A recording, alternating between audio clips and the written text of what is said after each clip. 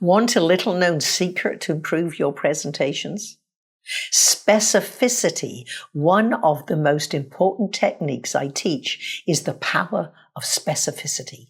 Whether you're presenting to a small group or a large audience, being specific builds your credibility. Here's an example.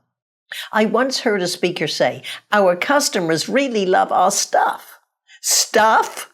Really? Here's the problem. Stuff doesn't tell your audience anything. Replace vague words like stuff or things with specifics.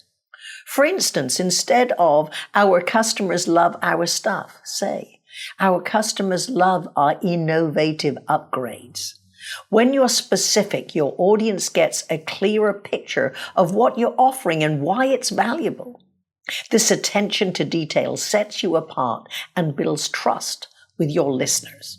Sloppy speakers with lazy language do not earn our respect and confidence.